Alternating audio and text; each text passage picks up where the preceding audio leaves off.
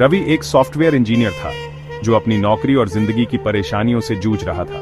उसका प्रमोशन अटका हुआ था, घर में आर्थिक तंगी थी और ऊपर से माता पिता की सेहत भी ठीक नहीं थी। उसने कई प्रयास किए लेकिन सफलता उससे दूर ही रही।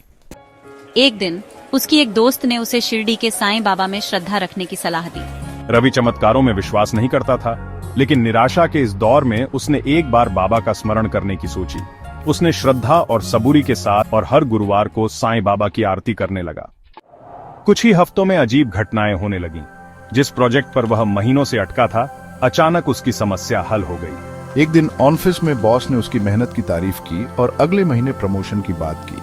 उधर उसकी माँ की तबीयत भी धीरे धीरे ठीक होने लगी। एक दिन जब रवि ऑफिस से घर लौट रहा था, रास्ते में उसे एक बूढ़े बाबा मिले जिनके हाथ में साईं बाबा की तस्वीर थी। बेटा, साईं का नाम लोगे तो हर मुश्किल आसान हो जाएगी, बस विश्वास बनाए रखना। रवि ने झुककर बाबा के पैर छुए, लेकिन जैसे ही उसने सिर उठाया, बाबा वहां नहीं थे। यह देखकर वह हैरान रह गया। उसे एहसास हुआ कि साईं बाबा ने खुद उसे मार्ग दिखाया था। इसके बाद उसकी जिंदगी पूरी तरह बदल गई। उसकी सोच सकारात्मक हो गई, नौकरी में तरक्की मिली और परिवार में खुशहाली लौट आई।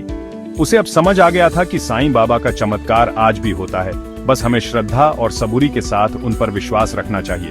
साईं सच्चरित्र में लिखा है, जो बाबा पर भरोसा करता है उसकी हर चिंता साईं खुद हल कर देते हैं।